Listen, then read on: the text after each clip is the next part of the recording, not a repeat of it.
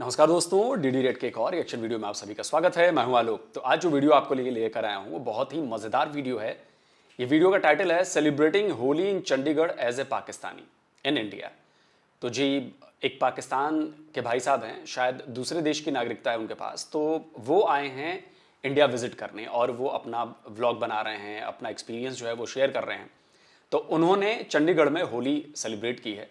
तो चलिए वे देखते हैं कि एज ए पाकिस्तानी उन्हें क्या फील हुआ होली सेलिब्रेट करना, वो भी चंडीगढ़ में। चलिए देखते हैं।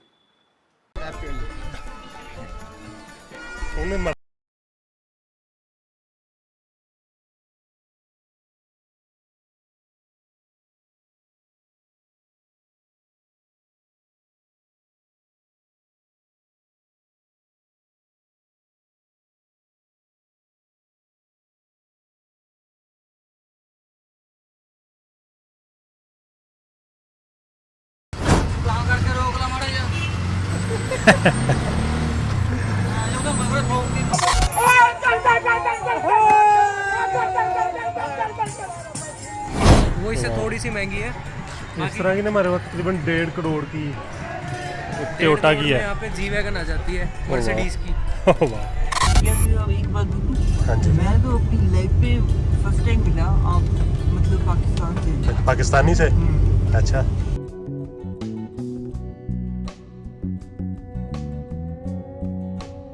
कल मैं रात को पहुंचा था चंडीगढ़। चंडीगढ़ पंजाब का कैपिटल है, तो मुझे काफ़ी लोगों ने रिकमेंड किया था कि अगर तुम पंजाब जा रहे हो तो चंडीगढ़ ज़रूर जाना। और वैसे भी चंडीगढ़ तो पंजाबी गानों में वैसे ही बहुत मशहूर है,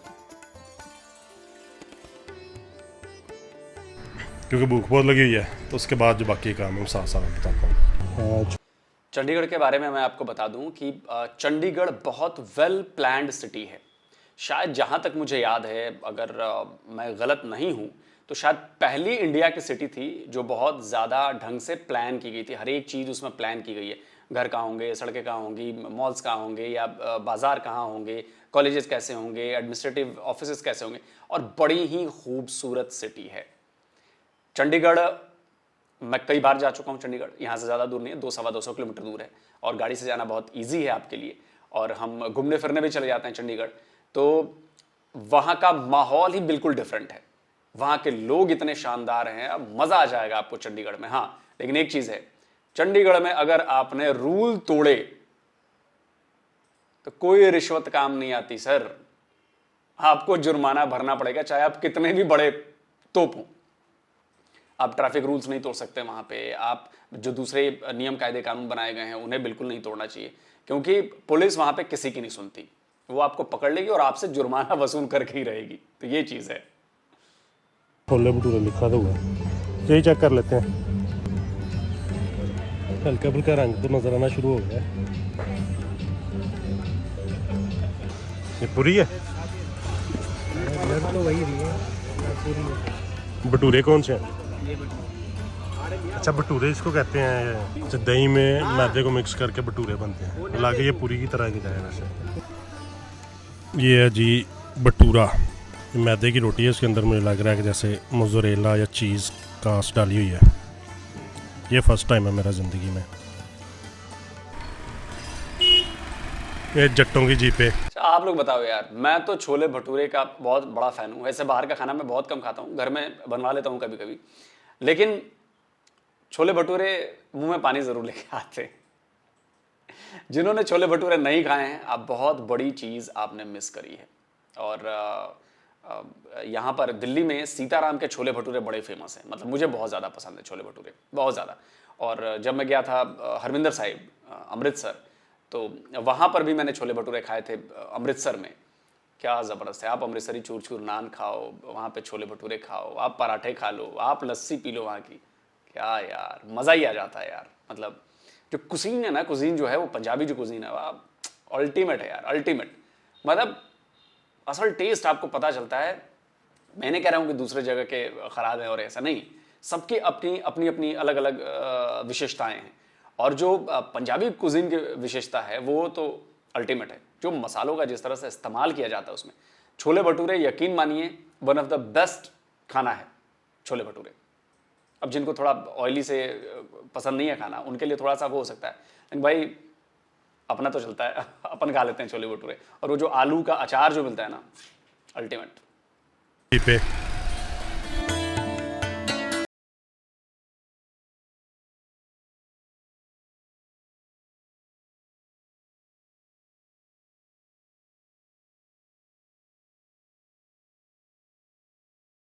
इंडिया के कुछ खास इवेंट में से एक इवेंट है।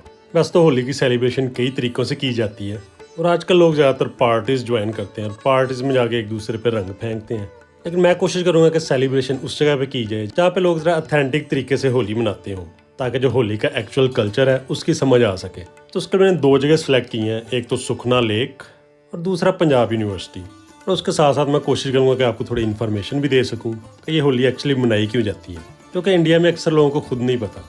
वैसे मैं पर्सनली खुद होली सेलिब्रेट तो करने नहीं आया था, मेरा मकसद ये था कि थोड़ा इनका कल्चर देखूं, थोड़ा इसको समझूं। नहीं, ऐसी बात नहीं है। ज़्यादातर लोगों को पता है कि होली क्यों मनाई जाती है।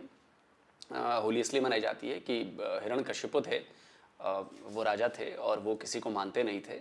तो उन्होंने अपने बेटे को, जो विष्णु भगवान के बहुत बड़े भक्त थे, उन्होंने प्रहलाद को कहा कि नहीं, तू वो नहीं करेगा, मैं ही भगवान हूँ, मैं ही सब कुछ हूँ। तो उन्होंने आदेश दे दिया अपने बेटे को कि इसको यार मार दो। और मारने के लिए जो तरीका चुना, वो चुना कि जो उनकी बहन थी होलिका, उनको वरदान था कि वो आग से नहीं जलेंगी, मतलब आग उनको जला नहीं सकती। तो भाई एक बड़ी चिता तैयार की गई और होलिका उसमें लेके प्रहलाद को बैठने वाली थी कि भाई वो बैठेंगे, होलिका बच जाएंगे, प्रहलाद अपना जल के मर जाएगा। तो वो इस तरह की सजा थी। हुआ इसका उल्टा, होलिका मर गई जल के और प्रहलाद का बाल विवाह खाना हुआ, क्योंकि वो भगवान विष्णु के बहुत बड़े भक्त थे। तो तभी से होलिका बनाई जाती है। और वो जो होलिका की राख होती है वो भी माथे पे लगाते हैं, बड़ा मतलब माना जाता है कि बहुत अच्छा है।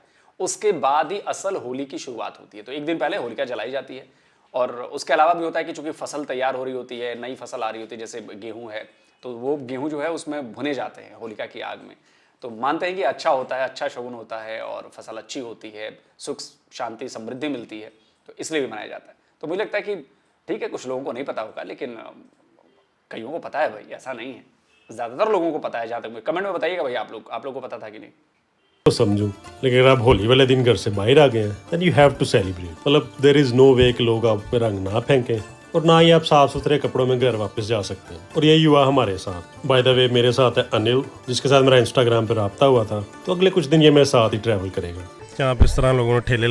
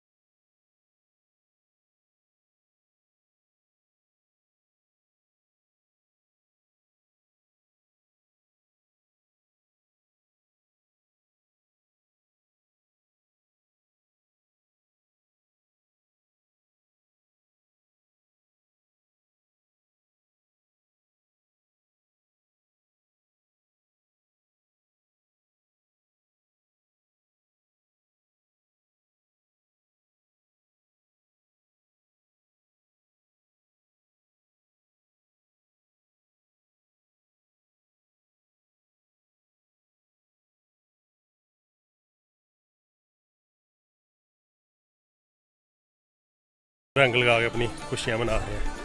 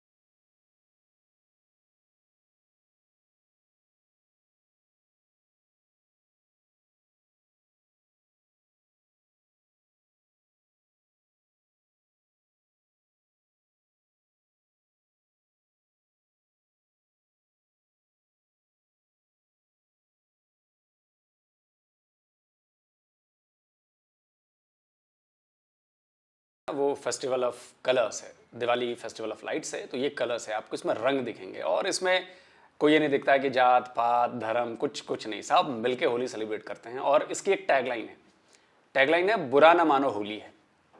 और अगर आप बुरा मान गए तो यकीन मानिए फिर तो आपकी जो दुर्गति होनी है वो कोई बचा नहीं सकता आपको, आप चाहे लाख बुरा मान जाए। तो इसलिए पहले ही कह दिया जाता है बुरा ना मानो होली है। बुरा मानोगे तो और ज्यादा रंग लगाया जाएगा, हो सकता है आपको कीचड़ उचड़ में भी डाल दिया जाए। ये तो शहर में बड़े सभ्य तरीके से लोग होली खेल रहे हैं, हमारे यहाँ गाँव में जो होली होती है वो फिर धूल होती है, उसमें रंग भी होता है, पक्के रंग होते हैं, पानी होता है, कीचड़ होता है, जो मिल जाए आपको वहां पे डाल देंगे। और बुरा तो बिल्कुल नहीं मानना है, बुरा मानना तो मतलब समझ लो कि सबसे बुरा होने वाला है आपके साथ। फिर होली में ये होता है। तो कई लोग बड़ा उन्होंने बनाया था, बीच में एक वीडियो आया था ना कि 2-4 मुस्लिम महिलाएं थी, उन पर वो बच्चे जो है वो गुब्बारे से पानी भर भर के मार रहे थे। तो वो इरादतन नहीं मार रहे थे कि वो मुसलमान है इसलिए मार रहे थे, बड़ा लोगों ने पाकिस्तान में इसको बनाया, देखो मुसलमानों पर जुल्म हो रहा है, वो तो हर चीज़ को लेकर पड़ जाते हैं।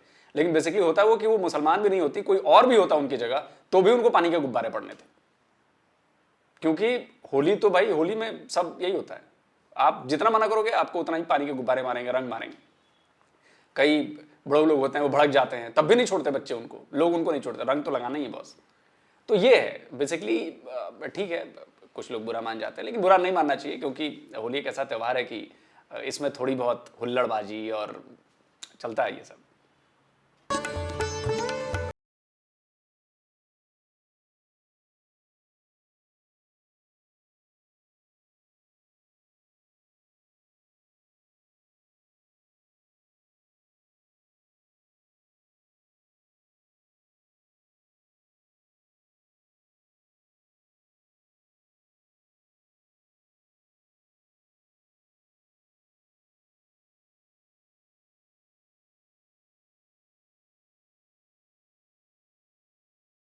दिया जो भी पानी शानी ये वो गंद शंद अंडे उंडे। लेकिन अभी ये एक और चीज़ चल रही है ना, वो पार्टीज़ हैं, होली पार्टीज़, जहाँ पे तरह डीजे शीजे डांस चांस, यहाँ भी लोग डांस कर रहे हैं अपना पानी के किनारे तरह अपने अपने स्पीकर रख के। और वैसे में बताया गया था कि पंजाब यूनिवर्सिटी में डीजे शीजे का इंतजाम है, वहाँ जो दूसरे किस्म की होली सेलिब्रेशन है जहाँ ज़रा पार्टी माहौल है वो पंजाब यूनिवर्सिटी में चल रहा है। तो अभी यहाँ से पंजाब यूनिवर्सिटी चलते हैं, वो भी जाके ज़रा एक्सपीरियंस कर लें। जी भैया, पंजाब यूनिवर्सिटी अंदर क्लासें तो नहीं चल रही? चलो जी, पंजाब यूनिवर्सिटी वाली तो छुट्टी है। तो जो यहाँ की सेलिब्रेशन है वो मुझे लगता है या तो स्टूडेंट्स के लिए है या फिर हो नहीं रही। आईडी कार्ड दिखाएं और सिर्फ स्टूडेंट जा सकते हैं, इसलिए सेलिब्रेशन नहीं हो रही अंदर, सिर्फ स्टूडेंट्स का काम है यहाँ पे। अच्छा, वैसे ना होली के 2 हिस्से होते हैं। एक होता है होली का दहन, जो कि कल रात को था। उसमें ना ये थोड़ी इबादत करते हैं, आग जलाते हैं, उसके इर्द गिर्द खड़े होकर कुछ अपनी प्रे करते हैं। और उसका जो फॉलोइंग, उसका अगला हिस्सा आज जिस पे सेलिब्रेट करते हैं, जो होली का दहन जिसमें ये आग जलाते हैं ना, उसकी थोड़ी सी स्टोरी ये है कि तो बादशाह होता था, वो अपने आप को खुदा समझने लग गया था। वो कहता था कि ना तो मुझे कोई इंसान ना कोई जानवर, मुझे कोई नहीं मार सकता। तो उसका जो बेटा था ना, उसको इस चीज़ से इख्तलाफ था, तो उसने उसके ख़िलाफ़ काइंड ऑफ कंपेन शुरू कर दी थी कि ये खुदा नहीं है, ये खुदा नहीं हो सकता, ये खुदा नहीं बन सकता। तो उसकी जो फूफी थी ना, बादशाह की बहन, उसने एक प्लान बनाया था अपने भतीजे को मारने का। उसकी पुप्पो का नाम था होली का, लेकिन जब वो उसको जलाने लगी थी उसके बादशाह के बेटे को, तो किसी तरह से वो खुद जल गई थी। तो इस वजह से ये आग जलाते हैं और उसके इर्द गिर्द इबादत करते हैं, क्योंकि उस आग ने होलिका को जलाया था, जो कि उस वक्त का अपने आप को खुदा कहने वाला बादशाह उसकी जो सिस्टर थी। तो उसकी याद में एक्चुअली ये होली का दहन, आग जला के ये सारी इबादत करते हैं।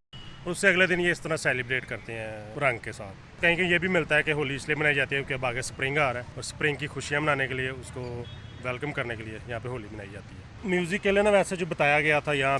वैसे एक बात बता दूं कि इन्होंने बोला कि होली के 2 पार्ट होते हैं, 2 नहीं होते हैं, एक्चुअली 3 पार्ट होते हैं। तीसरा पार्ट होता है ये जब सब होली होली खेल लो, नहा धो लो, फिर नए कपड़े पहनो और फिर सब अपने यारों दोस्तों परिवारों घर नाते रिश्तेदारों सबके यहाँ जाओ और उसके बाद खाओ। अलग अलग तरह के पकवान बनते हैं, अलग अलग तरह की चीज़ें बनती हैं, दही बड़े हैं, वो पकौड़े हैं और पता नहीं क्या क्या चीज़ें बनती है। जैसे हमारे यहाँ कढ़ी चावल दही पकौड़े सब बनते हैं, ये दही बड़े सब बनते हैं, मिठाइयाँ गुजिया, तो ये सब आप घूम घूम के खाते रहो। तो ये तीसरा पार्ट होता है जो दोपहर बाद शुरू होता है, जब आप सुबह होली खेल लेते हो, नहा धो के नए कपड़े पहन के, कुर्ता पजामा जो अपना पारंपरिक अटायर होता है वो पहन के हम लोग निकलते हैं और फिर घर घर जाके मिलते हैं, बातचीत होती है, घर परिवार, यही तो मिलना जुलना यही होता है ना। और फिर खाओ, फिर बैठ के मिठाइयाँ खाओ, जो स्पेशल चीज़ें बन रही हैं, पकवान बन रहे हैं वो खाओ। तो बेसिकली 3 पार्ट में होता है, तब जाके होली का सेलिब्रेशन हमारा ख़त्म होता है। और जैसे हमारी सोसाइटीज़ में आजकल होता है रेन डांस, डीजे चल रहा है, रेन डांस हो रहा है, पूरी सोसाइटी नीचे होती है, अपना मस्त खाना पीने का स्टॉल लगे हुए हैं, खाइए पीजिए, ठंडे ही पीजिए, डांस करिए, पानी में नहाइए, रंग फेंकिए, रंग लगाइए, गुलाल लगाइए, कोई रोक टोक नहीं है, मस्त।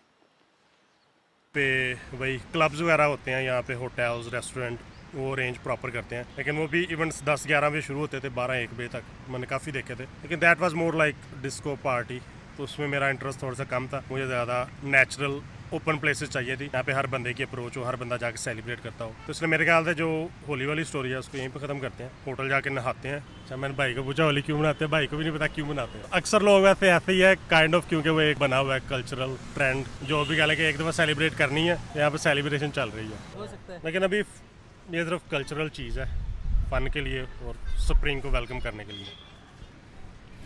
भैया आगे, बस आगे। सत श्री अकाल जी।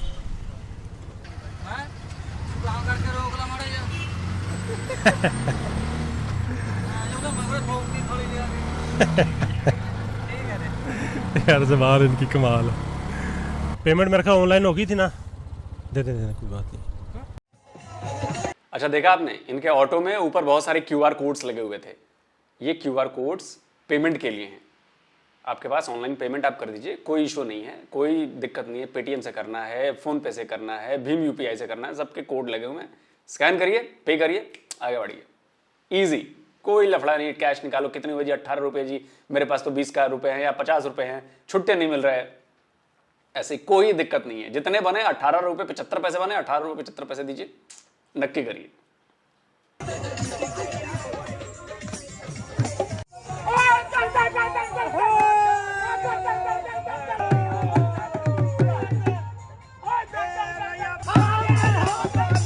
अच्छा, इसके बारे में बता दूं, इसके बारे में बताना मैं भूल गया। ये शहरों में नहीं नज़र आता, ये बेसिकली गांव में नज़र आता है हमारे। ये होली की टोलियां होती हैं, फिर होली के गीत गाए जाते हैं। वो फगुआ कहते हैं उसे, फाग के गीत होते हैं और बड़े ज़बरदस्त गाने होते हैं। हर जगह लोकल लैंग्वेज में होती हैं चीज़ें और बड़े ज़बरदस्त गाने चलते हैं। और ये टोली पूरे घर घर जाती है, हर घर जाएगी टोली गाना गाने होली के ना। तो ये हमारे गाँव में होता है, आप लोगों के गाँव में भी होता होगा शायद, जहाँ तक मुझे लगता है, क्योंकि ये परंपरा तो है। तो आप लोग भी कमेंट में ज़रूर बताइएगा भाई, ये भी होता है, ये भूल गया था मैं बताना।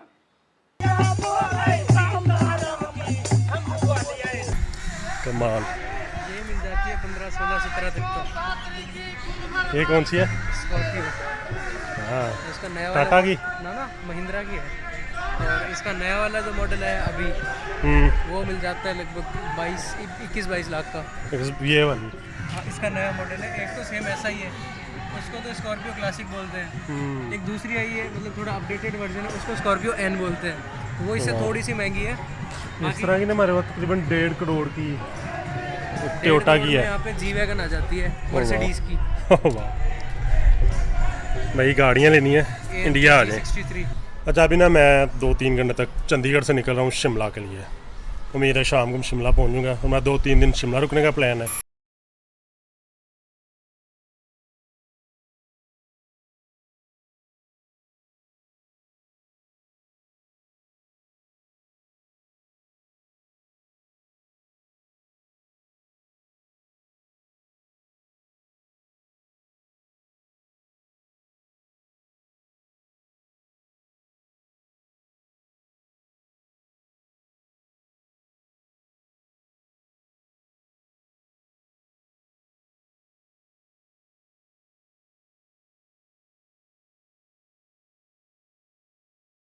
नॉर्मली मैं किसी भी मुल्क जाता हूँ ना, जब मैं वहाँ ट्रैवल कर रहा होता हूँ, मैं पहले दिन गाड़ी रेंट आउट कर लेता हूँ, क्योंकि मेरे मूवमेंट काफ़ी ज़रूरी है और मेरी यही कोशिश होती है कि मैं ज़्यादा से ज़्यादा जगह एक्सप्लोर कर सकूँ।